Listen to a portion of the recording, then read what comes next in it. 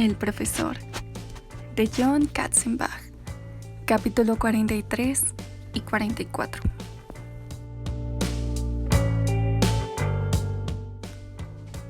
Las dos muchachas adolescentes estaban sentadas una al lado de la otra en el borde de una cama de la plaza, en un dormitorio notable por su colección de pequeños juegos de té y de animales de peluche rosados vestidos con volados. Las chicas miraban atentamente la pantalla de la computadora. Tenían una diferencia de menos de un año, incluso semanas, con respecto a la edad de la número 4. Delante de ellas, sobre el escritorio, había un revólver niquelado calibre .32 de cañón corto. El metal brillante reflejaba las imágenes de la computadora. El arma estaba totalmente cargada y no tenía el seguro puesto. Servía de pisapapeles para una pila de escaneos y de correos electrónicos impresos, mensajes de texto y páginas de MySpace. Mezcladas con todo eso había un par de notas manuscritas en papel escolar rayado, que habían sido dobladas en media docena de veces para convertirlas en un fajo y luego habían sido desdobladas para que se pudieran leer los mensajes garabateados en ellas. Una de las muchachas tenía un ligero sobrepeso. La otra usaba anteojos gruesos. Ninguna de estas características debía haber significado nada especial, pero para ellas dos lo significaba todo. Los papeles debajo del arma eran el resultado de un registro detallado de 6 meses de agresiones cibernéticas. Ramera y puta estaban entre las cosas más delicadas que les decían. También había algunas fotos horribles y vergonzosas retocadas con Photoshop, que las mostraban en diversos actos sexuales con algunos muchachos anónimos, que retrataban hechos que no habían tenido lugar. En realidad era irrelevante. Quien quiera que las hubiera armado era muy hábil, pues cualquiera que las viera habría tenido que mirar con sumo cuidado para darse cuenta de que eran falsificaciones. Ninguno de sus compañeros de clase en la escuela lo había hecho cuando las fotos fueron distribuidas por correo electrónico y teléfonos celulares. Ya sabían que las fotografías eran falsas, pero no les importaba. Las dos niñas estaban en silencio, miraban la pantalla. El arma había sido robada a la madre de la niña con sobrepeso. Era una secretaria ejecutiva divorciada, que a menudo trabajaba hasta muy tarde y tenía que cruzar, mucho después de que hubiera oscurecido, el enorme estacionamiento de la empresa hasta su automóvil, lo cual había sido su explicación para necesitar un arma. Al principio, la madre había intentado incluir a su hija en la clase de defensa personal que ella había empezado a tomar, pero que nunca terminó. En ese momento, la madre estaba en su escritorio, atendiendo llamadas telefónicas y preparando el itinerario para el próximo viaje de negocios de sus jefes. Creía erróneamente que la pistola estaba en el fondo de su cartera Fendi de imitación y que su hija estaba en una clase de álgebra. De mala gana, la joven con anteojos apartó la mirada de la pantalla, echó un vistazo a la hoja de papel amarillo pálido con una elaborada guarda con flores que tenía apretada en su mano. Era una nota de suicidio conjunta que ambas habían elaborado. Habían querido asegurarse de que todos supieran quiénes las habían estado acosando. Juntaron todos los nombres que pudieron, con la fantasía de que las personas que las habían llevado al suicidio fueran a la cárcel para siempre. No tenían la menor idea de cuán improbable iba a ser ese resultado, pero eso las había ayudado a seguir adelante con el pacto. En la nota no mencionaban la fascinación de ambas con whatconnext.com. No hablaban de las horas que habían pasado siguiendo a la número 4. No contaban de qué manera le habían suplicado, habían tratado de engatusarla, para luego sollozar con ella al ver que le ocurrían cosas terribles. La número 4 se había convertido en ellas y ellas en la número 4. Así que cuando empezaron a formular sus planes en llamadas telefónicas tarde a la noche, con los ojos llenos de lágrimas, habían estado de acuerdo en un detalle clave. Si la número 4 moría, ellas también iban a morir. Comprendían que eran mucho más afortunadas que la número 4. Se tenían una a la otra para acompañarse. Ella solo tenía a su oso, y en ese momento hasta eso había desaparecido. Aunque podían ver en qué lugar del suelo lo había dejado la mujer. Algo que la número 4 no podía apreciar debajo de su capucha. Mientras miraban, vieron que la número 4 levantaba el arma del suelo de la celda. La jovencita con sobrepeso imitó los movimientos de la número 4. Extendió la mano y agarró la calibre .32 por la culata. De verdad no sabían si querían que la número 4 se pegara un tiro o no. Solo sabían que ellas iban a hacer lo mismo. Cualquier cosa que ella hiciera, ellas lo harían. Cualquier pensamiento acerca de si lo que estaban haciendo era correcto o no, inteligente o tonto, se había perdido en su decisión de dejar que el futuro de la número 4 definiera el de ellas. La niña de anteojos se inclinó, tomó la mano de su amiga y la apretó de modo tranquilizador. Por un momento se preguntó por qué su amistad no era suficiente para ayudarlas a atravesar la escuela secundaria, incluso con las cosas que les hacían para molestarlas permanentemente y toda aquella crueldad. No podía responder a esa pregunta en particular, solo sabía que en los siguientes minutos tendría muchas otras respuestas.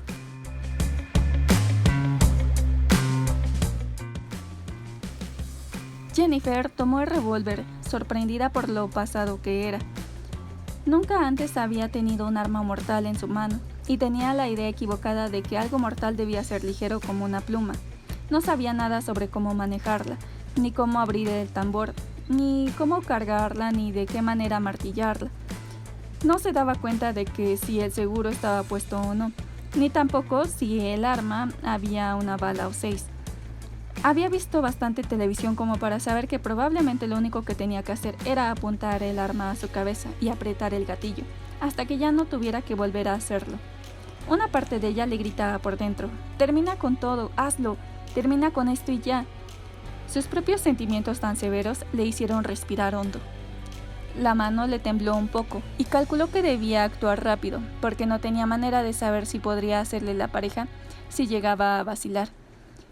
De alguna manera, eso de pégate un tiro para que no te lastimen tenía un curioso tipo de lógica, pero al mismo tiempo tenía que revisar todos los aspectos de cada movimiento. Extiende la mano, toma el arma, levántala con cuidado, detente, como si los últimos minutos debieran ser actuados en cámara lenta. Se sentía completamente sola, aunque sabía que no era así. Sabía que ellos estaban cerca. El mareo hacía que su cabeza diera vueltas. Se encontró reviviendo las cosas que le habían pasado desde el secuestro en la calle. Otra vez fue golpeada, otra vez fue violada, otra vez se burlaron de ella. Al mismo tiempo se estaba llenando de imágenes inconexas de su pasado. El problema era que cada uno de estos recuerdos, los buenos y los malos, los divertidos y los difíciles, todos parecían estar retirándose poco a poco por un túnel, de modo que cada vez se les hacía más difícil poder verlos. Era como si Jennifer estuviera yéndose finalmente de la habitación y la número 4 fuera la única persona que quedaba. Y la número 4 solo tenía una alternativa a su disposición: la llave para irse a casa. Así fue como lo llamó la mujer. Matarse era lo más sentido que tenía. No vio ni imaginó que hubiera otra alternativa. Pero de todas maneras, vaciló. No comprendía de dónde venía la combinación de resistencia y renuencia. Allí estaba, dentro de ella, gritando, llena de miedo, discutiendo, luchando contra el impulso de terminar con la número 4 en ese momento. Ya no podía decir qué hacer que fuera valiente, pegarse un tiro o no. Vaciló porque nada estaba claro. Entonces Jennifer hizo una cosa sorprendente. Algo que ella no podía haber explicado, pero que chilló en su cabeza como algo necesario e importante para hacer sin temor. Puso el arma cuidadosamente sobre su regazo y alzó las manos. Empezó a desatar la capucha que le cubría la cabeza. Ella no lo sabía, pero aquello tenía todo el falso romanticismo de Hollywood, propio del espía valiente que mira de frente al pelotón de fusilamiento y se niega a que le venden los ojos para poder mirar la muerte cara a cara. La capucha estaba muy ajustada y tuvo que hacer un gran esfuerzo para desatar los nudos que la mantenían en su sitio. Un extraño pensamiento acerca de pasar directamente de un tipo de oscuridad a otra rebotó de un lado a otro dentro de ella. Fue un trabajo lento, ya que sus manos temblaban de manera desenfrenada. Fue Linda quien primero vio lo que la número 4 estaba haciendo. Ambos, como prácticamente todos sus abandonados, estaban pegados a sus monitores. observando el ritmo lento, pero sí, y todo delicioso al final de la número 4. Era inevitable, era atractivo. Las salas de chat y los mensajes instantáneos sobre el último acto estaban llenas de abandonados tecleando furiosamente textos sobre lo que estaban viendo. Las respuestas producían un fenómeno estrépido electrónico. Abundaban los signos de admiración y las bastardillas. Las palabras corrían como agua escapada de una represa. ¡Santo cielo!, exclamó Linda. Si se quita eso... En un mundo dedicado a la fantasía, la número 4 había inyectado, sin quererlo, una realidad con la que tenían que lidiar. Linda no había previsto esto, y de pronto se vio hundida en un mar de temores y oleadas de preocupación. No debía haberle quitado las esposas de las muñecas, murmuró Linda furioso. Debía haber sido más explícita. Michael fue hacia el teclado y agarró un joystick. Estaba a punto de apagar la cámara principal que enfocaba directamente la cara, pero se detuvo. No podemos estafar a los clientes, reaccionó súbitamente. Van a exigir ver su cara. Lo único que podía ver en la rabia que se iba a desatar si la número 4 hacía lo que se esperaba que hiciera, pero tenían que ocultar el último acto con un trabajo de cámara ingenioso y con ángulos indirectos para las tomas. No sirve, farfulló Michael. Querrán que todo sea absolutamente claro. ¿Acaso debemos? Linda empezó, pero se detuvo. Tuvieron una imagen como un destello cuando creyeron que iba a escapar. Tal vez pasaron 1 o 2 segundos antes de que la transmisión pasara a la vista de atrás. Sí, y las respuestas fueron muy claras. No les gustó que le cubriéramos los ojos. Querían ver, respondió Michael. Pero Linda hizo una pausa por segunda vez. Podía ver todas las consecuencias de lo que Michael decía. Este es un maldito riesgo de gran magnitud, susurró. Si la policía llega a ver esto, y tú bien sabes, Michael, que lo hará tarde o temprano, puede congelar la imagen, ampliar la fotografía. Sabrán a quién estarán viendo, y eso podría, no sé cómo, pero podría de alguna manera hacerlo saber a quién buscar. Michael era completamente consciente de los peligros de la realidad por la número 4, pero la alternativa parecía peor. Todos los otros números habían muerto más o menos de la manera anónima, con sus verdaderas identidades ocultas hasta el final del espectáculo. Pero tanto Michael como Linda conocían perfectamente la pasión y la intimidad que los clientes habían desarrollado con la número 4. Estaban mucho más preocupados, de modo que era mucho lo que se arriesgaba mientras la número 4 seguía luchando con los nudos que mantenían la capucha en su lugar. No se da cuenta, observó Linda hablando lentamente, que tal vez podría simplemente romper la venda. Sería más rápido que lo que está haciendo. Eso podría ser bueno visualmente, quiero decir. Espera, sigue mirando. Podría llegar a darse cuenta. Debemos estar listos. Podríamos tener que interrumpir rápidamente la transmisión de la cámara principal. No me gusta la idea, pero tal vez debamos hacerlo. Michael mantuvo los dedos sobre las teclas correspondientes. Linda estaba a su lado. Él había considerado la posibilidad de grabar la escena final en la granja para transmitirla más tarde, después de haberse deshecho de la número 4 y de haber cubierto todos los rastros, pero sabía que eso iba a enfurecer a los abandonados. En la seguridad de sus propios hogares, delante de sus pantallas de computadora, ellos querían desesperadamente saber, y eso requería que ellos pudieran ver. Michael sentía que sus músculos se endurecían con la tensión. No puede haber demoras, pensó.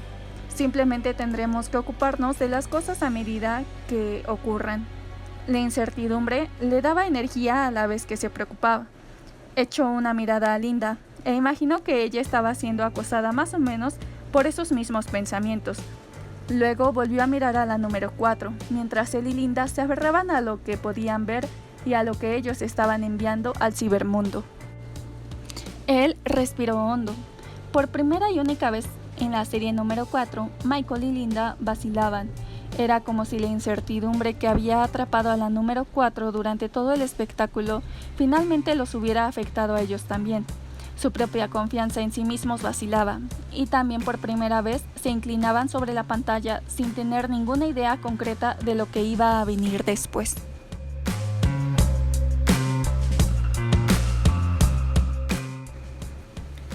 El barro se endurecía sobre su ropa, le cubría las manos y hacían que la empuñadura de la 9 milímetros se volviera resbaladiza. El intenso olor a tierra llenaba la nariz de Adrian mientras avanzaba serpenteando, un pie primero, después el otro, yendo pacientemente hacia la granja. El sol brillaba directamente sobre él y pensó que si alguien miraba por alguna ventana podría descubrirlo, aún en esa posición de bajo perfil. Pero siguió gateando, avanzando de manera inexorable, atravesando el espacio abierto lo más directamente que podía, con los ojos fijos en su objetivo.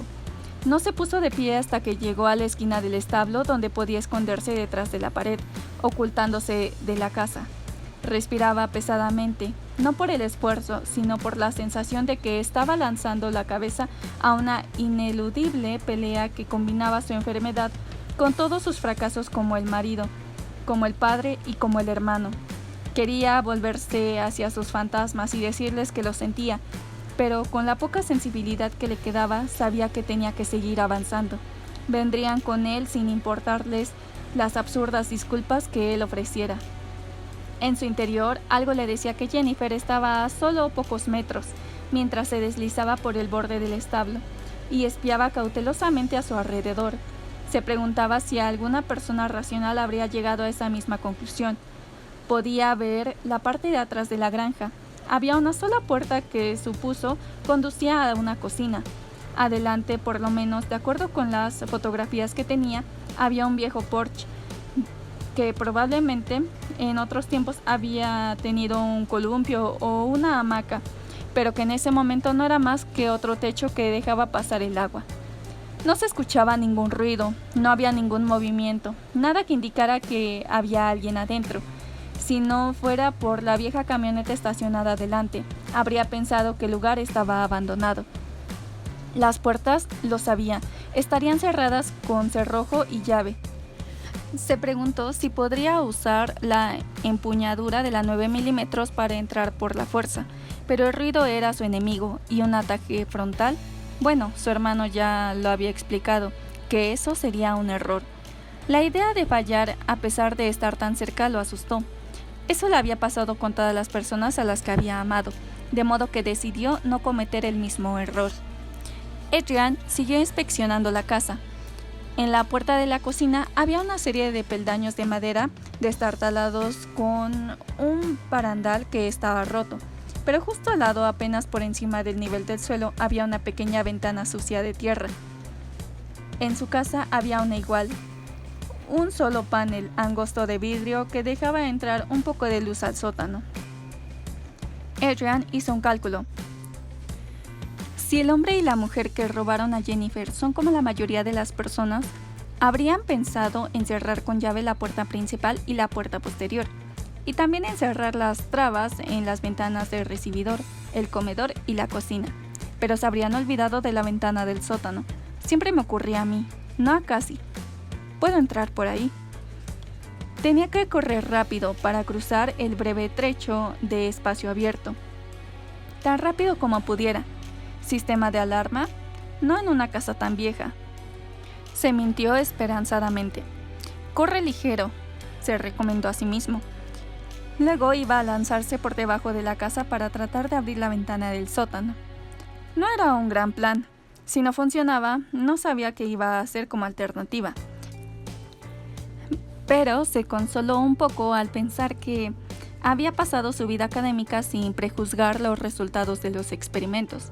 Era algo que había enseñado una y otra vez a generaciones de estudiantes de posgrado.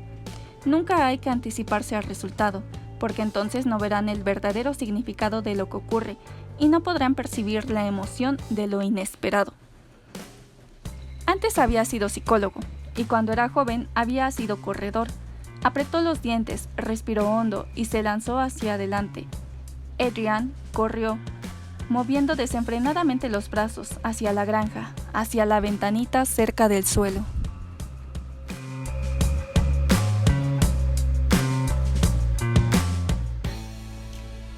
Capítulo 44. Todavía avanzaban rápido por el angosto camino secundario de 2 carriles cuando Mark Wolf descubrió el automóvil de Adrian abandonado en el espacio para maniobras de autobús escolar. Terry Collins frenó de golpe cuando el delincuente sexual exclamó: ¡Ah! ¡Ahí está! Pero de todas maneras pasó a gran velocidad junto al viejo Volvo y tuvo que hacer un giro en U con los neumáticos chillando antes de detenerse junto al automóvil. A ella le temblaban las piernas cuando saltó fuera del auto. Demasiada ansiedad, demasiada velocidad al límite. Se sentía un poco como alguien que había virado bruscamente para evitar un accidente y sentía que el chorro de adrenalina rápidamente se disparaba. Walt saltó del asiento del acompañante para quedar junto a ella. No había señales de Adrian. Terry se acercó al Volvo con cuidado. Examinó el terreno alrededor del vehículo de manera muy parecida como lo haría al analizar minuciosamente la escena de un crimen. Miró con atención por el vidrio. El interior del vehículo estaba lleno de cosas. Un viejo vaso de café de Delgopor, una botella de agua mineral a medio terminar, un New York Times de hacía varios meses y un ejemplar de Psychology Today de hacía un año. Había incluso un par de multas por mal estacionamiento hace tiempo olvidadas. El automóvil estaba sin llave, y abrió la puerta para seguir revisando el interior como si algún elemento dejado allí fuera a decirle algo que ella aún no supiera. «Parece que estuvo aquí y ya no está», dijo Wolf lentamente, alargando cada palabra con falso acento sureño para cortar la tensión. Terry retrocedió, giró y miró hacia el camino. La mirada en sus ojos preguntaba «¿Dónde?». Como si se dispusiera a responder, Wolf trotó de vuelta al automóvil de la detective y sacó los mapas y el teléfono celular. Hizo una rápida inspección y apretó algunas teclas antes de señalar hacia el camino con árboles a los costados. Era como dar instrucciones de una sombra a otra sombra. «Por allí», dijo, «ese es el lugar a donde se dirige. Por lo menos, de acuerdo con todo esto, es allí. No siempre se puede confiar en esta información. Por cierto, no parece un lugar desde donde realmente se pueda originar una muy sofisticada transmisión para la web». «¿Cómo cree usted que es el aspecto que deben tener esos lugares?», preguntó Terry. Había una cierta tensión en sus palabras. «No lo sé», respondió Walt. «Centros comerciales abiertos de California, estudios de foto de grandes ciudades». Luego sacudió la cabeza como si estuviera respondiendo a su argumento todavía no formulado. «Por supuesto, tal vez no para el tipo de transmisión que esos tipos están haciendo». Walt siguió los ojos de Terry. «Supongo que el viejo siguió a pie», sugirió. Terry miró detenidamente hacia adelante y vio el destartalado buzón que marcaba la entrada de la granja, tal como había hecho antes Adrian. «Tal vez decidió acercarse a ellos a hurtadillas», dijo Walt. «Tal vez en realidad sabe lo que está haciendo y simplemente no nos ha revelado ni a usted ni a mí. De cualquier modo, no sabe exactamente qué clase de recepción va a tener allá, pero cualquiera que sea no será para nada amistosa». Terry no respondió. Cada vez que Wolf hacía una observación que reflejaba la suya, o tenía algún grado de exactitud, sentía una mezcla de desagrado y enojo. Que estuvieran en los límites de un territorio en el que él pudiera saber un poco más que ella, era algo que le enfurecía. Se alejó rápidamente, haciendo cálculos. Ella se enfrentaba más o menos al mismo dilema que había enfrentado Adrian. Sacó el teléfono celular de las manos de Wolf. Había procedimientos bien claros para ese tipo de cosas. Su departamento estaba permanentemente dado a conocer largos memorándums que destacaban los enfoques legales correctos para ocuparse de los delitos en el momento en que estaban cometiéndose. El proceso de la investigación, recolección y catálogo de pruebas e informes presentados por triplicado. Su jefe debió haber sido informado. Habría que haber conseguido órdenes judiciales. Tal vez incluso debió haberse puesto en contacto con SWAT. Si es que al menos había un equipo SWAT local, lo dudaba. Conseguir que un equipo bien entrenado llegara a ese lugar habría requerido varias llamadas telefónicas y largas explicaciones, y aún así, tendría que venir desde los cuarteles de la policía estatal más cercanos, es decir, una distancia de unos 30 minutos, tal vez más. Rara vez se necesitaba el servicio de armas y tácticas especiales en Nueva Inglaterra rural. Además, cuando llegaran, iban a tener que ser informados acerca de la situación. Hay un profesor jubilado de la universidad y posiblemente chiflado con un arma cargada en algún lugar por aquí. Dudaba que pensaran que algo así ameritara la presencia de chalecos antibalas, armas automáticas de gran potencia y planificación estilo militar. Así que nada de SWAT, pensó. Además, no tenía idea si la policía local tenía más de un patrullero de guardia, y el hombre podría estar a kilómetros de distancia. Sabía que estaba muy fuera de su jurisdicción y que era mejor contar con ayuda local. A decir verdad, sabía que legalmente tenía que tener ayuda local. Solo acercarse agresivamente a la puerta de entrada podría ser tan peligroso como cualquier cosa que Adrian estuviera haciendo. Estaba atrapada en una red de indecisiones. Los pasos en falso eran inevitables. Esperaba que se anticiparan. Pero se daba cuenta de que se había comprometido a hacer algo. Solo necesitaba un momento para decidir qué. Pero cada momento que se tomaba podía ser el último de los que podía disponer para actuar. Maldijo en voz alta. Maldición. Absorta en su propia toma de decisiones, evaluaciones y elecciones imposibles, apenas escuchó el ruido de una explosión lejana. ¡Jesús!, exclamó abruptamente Wolf. ¿Qué diablos fue eso? Pero él sabía cuál era la respuesta a esa pregunta.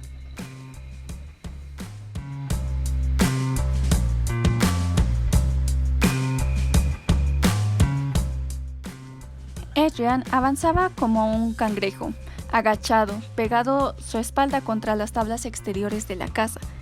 Podía sentir que el sudor se acumulaba en su frente y goteaba por debajo de sus brazos. Estaba como atrapado en un reflector. El calor y la luz inmensa eran abrumadores. Llevaba la 9 milímetros en la mano derecha y se deslizó hacia adelante hasta que llegó a la ventana del sótano. Estaba extremadamente atento a los ruidos y olfateaba el aire como un perro. Sintió que estaba más vivo en ese momento que lo que había estado en semanas o incluso meses. Se puso de rodillas en el suelo blando y dejó el arma. En su interior le rogaba al Dios que protegía a los ancianos y a los adolescentes. Por favor, que esté abierta, por favor, que sea este el lugar correcto. Metió los dedos por debajo del borde del marco de la ventana y tironeó. Se movió, medio centímetro. Adrian se deslizó por el costado, mirando hacia la ventana, tratando de tener un mejor agarre en el marco. Tiró otra vez. Al hacerlo, escuchó un ruido como un crujido o una rajadura. Luego la madera vieja, desgastada y podrida cedió otro centímetro. En ese instante se le rompieron las uñas y sintió un dolor agudo en las manos. Astillas de madera le lastimaban las puntas de los dedos y al mirar vio que la sangre ya empezaba a salir de los cortes y rasguños. Cerró los ojos y le dijo al dolor que desapareciera, que tenía cosas más importantes que hacer en ese momento. Era como tener una agria conversación con una parte de su cuerpo, y decidió que, ocurriera lo que ocurriese, haría caso omiso de todo malestar a partir de ese momento. Pudo agarrar la ventana por tercera vez y se echó hacia atrás, usando toda la fuerza que le quedaba. Oyó que la madera se rajaba, para luego soltarse. Cayó hacia atrás, se puso de pie y agarró el marco. Lo levantó. La ventana era angosta y pequeña. No medía más de 30 centímetros de alto por 50 de ancho, pero estaba abierta. Adrian se agachó otra vez. No se le había ocurrido pensar que tal vez no podía pasar por ese pequeño espacio, y por un momento trató de medir sus hombros sobre la abertura. Se dijo que no importaba su tamaño, que lo mismo iba a entrar a la fuerza. Pieza redonda, agujero cuadrado, no importaba. Miró hacia adentro del sótano, mientras sus ojos trataban de ajustarse a la luz que entraba por sobre sus hombros. Su primera impresión fue que el sótano allá abajo estaba oscuro, abandonado y olía a vejez y humedad. Pero al recorrer con su mirada los rincones, vio un cableado de alta tecnología que se serpenteaba a través del techo. Ninguno de los cables estaba cubierto de polvo, como todo lo demás. Miró con mayor atención y vio que había paredes levantadas sobre un rincón. y que los trazos irreconocibles acumulados a través de muchos años habían sido empujados para dejar lugar a la construcción. La pared de frente tenía una sola puerta de madera barata y un pasador. Parecía un proyecto de edificio frágil y apurado que habían sido interrumpidos mucho antes de la etapa de pintura y decoración. Era una celda. Le hizo pensar en una versión más grande de jaulas que había usado para las ratas del laboratorio. Adrian buscó a tientas y tomó su automática. Se dio cuenta que iba a tener que contorsionarse para poder entrar. Con suma cautela metió las piernas por la pequeña abertura. No había ninguna manera de abrirla más, de modo que fue chocando arriba y abajo, echado boca arriba, tratando de bajar hasta que hizo pasar los hombros y luego la cabeza. Alguien con cuerpo delgado y fibroso, un gimnasta o un artista de circo habría entrado al sótano sin dificultad, pero Adrian no era nada de eso. Luchó para entrar y mantener el equilibrio, tratando de descender como un montañista que se hubiera quedado sin cuerda. Sabía que el silencio era fundamental. Estiró la punta de los pies hacia el vacío. Se balanceó unos pocos centímetros a la derecha y luego a la izquierda, tratando de encontrar algo sobre lo que pudiera caer, pero sus pies se agitaron inútilmente en el aire. Podía sentir que sus manos agarradas al marco de la ventana comenzaban a deslizarse. No sabía a qué distancia estaba del suelo. Podrían ser unos cuantos centímetros, pero tenía la sensación de estar balanceándose encima de una grieta de 300 metros de profundidad. Sentía que la gravedad lo arrastraba. Respiró hondo y cayó. Golpeó sobre el suelo de cemento duro. Se le torció el tobillo al caer y el dolor se apoderó de su pie, pero el ruido de su caída y su repentino jadeo, entrecortado de dolor, fueron opacados por un súbito grito agudo de sufrimiento animal que vino desde atrás de la puerta cerrada con cerrojo de la celda.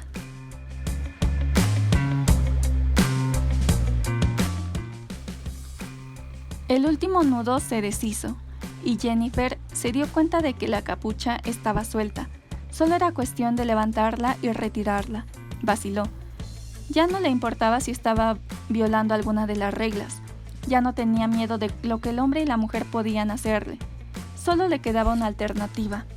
Pero esta estaba enredada en un nudo de pensamientos que de algún modo le decían que no quería ver su mundo en los últimos momentos.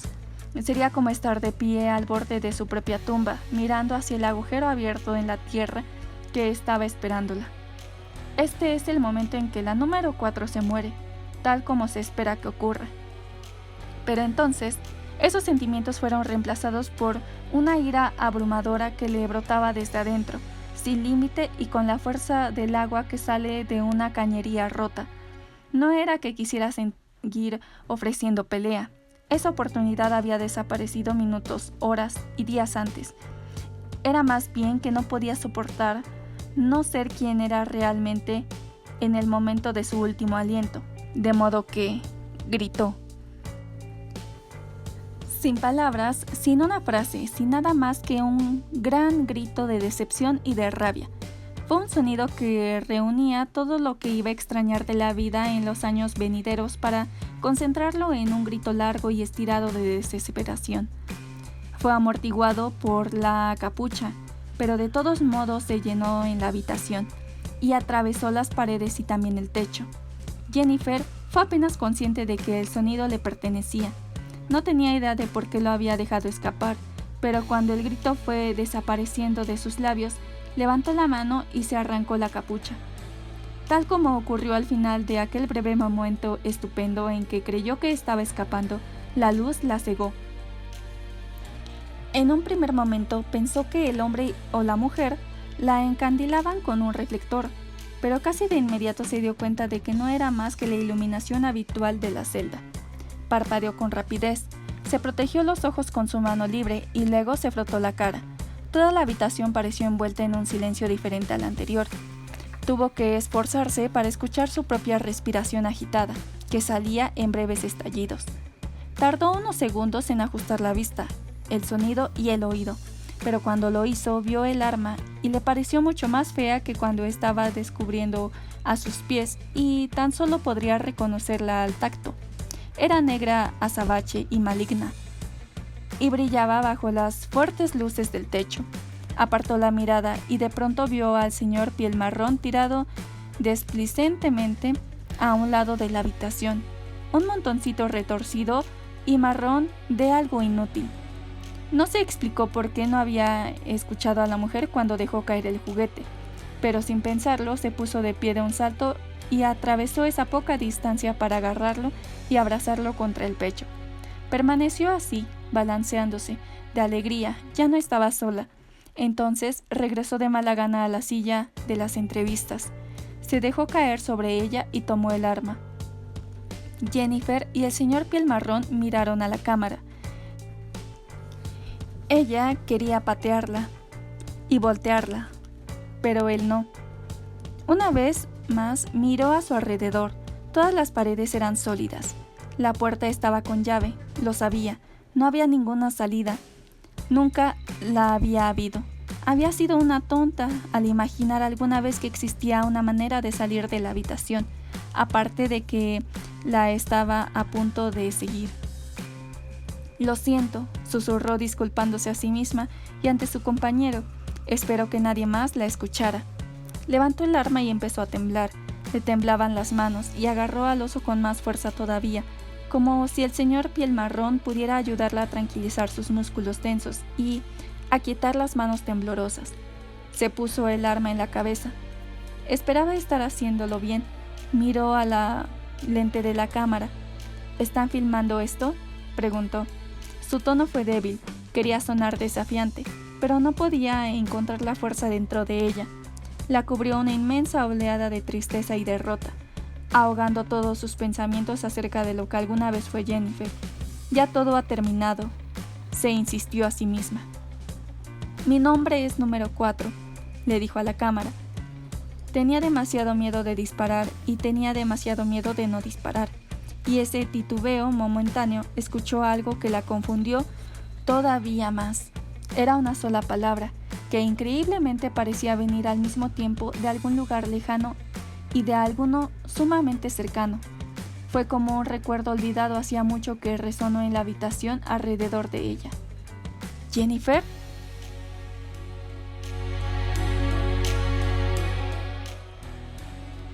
Michael se inclinó súbitamente sobre el monitor de la computadora. «¿Qué carajo fue eso?», preguntó rápidamente. Linda se amontonó junto a él. «¿Hiciste sonar algún efecto?», quiso saber. «No, estaba mirando como tú. Mierda, como todo el mundo». «¿Entonces qué?». «Mierda, la número 4», señaló Linda. Jennifer estaba temblando desenfrenadamente, como una vela deshilachada que flamea con una fuerte brisa. Se tambaleaba el cuerpo de pies a cabeza. El arma apuntándole a la frente se veía un poco inclinada hacia abajo, y la cabeza envuelta hacia donde había escuchado su nombre. «Jennifer», quería gritar «aquí estoy», pero no confiaba en haber escuchado realmente lo que imaginaba. Se dijo «son ellos, están mintiendo otra vez, es solo otro sonido falso», pero lentamente se movió de su asiento y miró hacia la puerta. Escuchó que el picaporte giraba y la puerta comenzó a abrirse. Jennifer se dio cuenta de que esta vez ella tenía un arma. «Han venido a matarme», imaginó. Apartó el arma de su frente y la apuntó hacia la puerta. «Le daré a uno de ellos, señor piel marrón. Por lo menos me llevaré a uno de ellos conmigo». Miró el cañón del arma. «Mátalos, mátalos». La puerta se abrió lentamente. Adrian espió desde el otro lado. Lo raro era que no sabía qué esperar. Se decía una y otra vez que la había visto en la calle, y luego en fotografías de su casa. La había visto en la computadora con Mark Wolf a su lado. Habían visto la habitación y la cama, las cadenas y la máscara, de modo que debería haber podido imaginar lo que habría al abrir la puerta. Pero todas esas cosas desaparecieron. Sintió que estaba abriendo una puerta hacia una página en blanco. Lo único que pudo recordar fue mantener lista su propia arma. Lo primero que vio fue el arma que apuntaba directamente hacia él. Su primer instinto fue saltar hacia atrás y sus músculos se contrajeron como los de una mangosta que descubre a una cobra lista para atacar. Pero entonces escuchó la voz tranquila de su hijo, que venía desde alguna profundidad en su interior diciéndole: «¡Es ella!».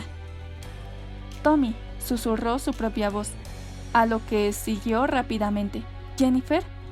La pregunta quedó suspendida en el aire, vaciando el sótano. Ella permaneció sentada, desnuda, con un brazo alrededor del oso y el otro apuntando tembloroso al arma de Adrian, mientras éste tentativamente daba un paso adelante. Sintió el dolor que venía de su pie probablemente roto, pero fiel a su promesa hizo caso omiso.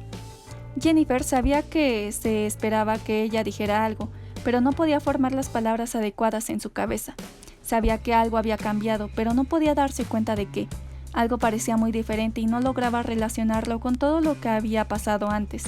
Hizo grandes esfuerzos para que su cabeza pudiera discernir qué podría hacer. Todo parecía ser un sueño, algo irreal, como los ruidos de los niños que jugaban o los bebés que lloraban. Pero de pronto se dijo a sí misma que no confiara en lo que veía. Tenía que ser una alucinación. Todo era falso. Vio el pelo gris de Adrian. Eso no encaja. Vio una cara vieja y arrugada. Ese no es el hombre. Esa no es la mujer. Que la persona se había deslizado para entrar a la habitación y en ese momento estaba delante de ella. Era alguien diferente, no hizo más que aumentar el pánico. Estaba luchando contra cientos de sensaciones dentro de ella, todas vagamente relacionadas con el terror.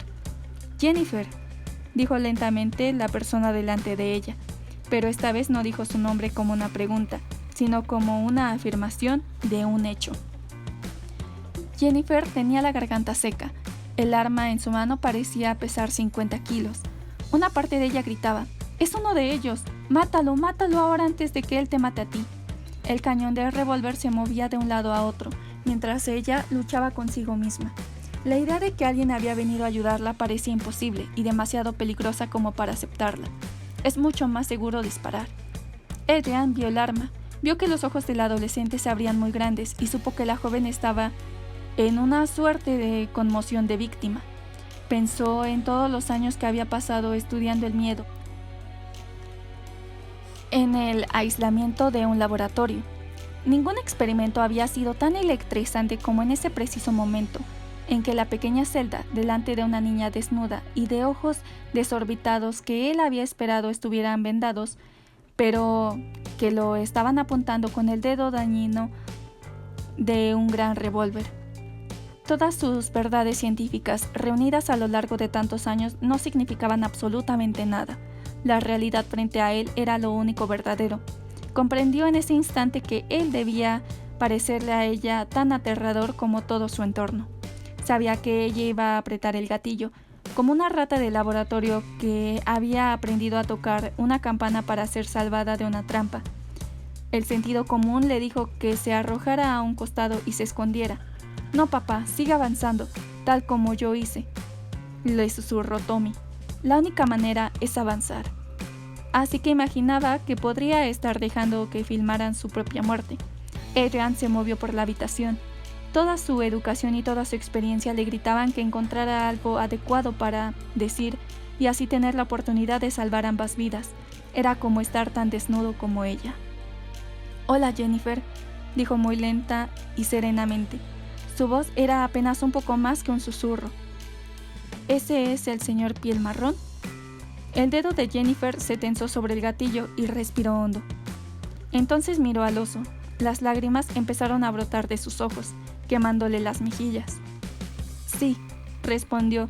Su voz no era más que un chirrido. «¿Ha venido usted para llevarlo a casa?».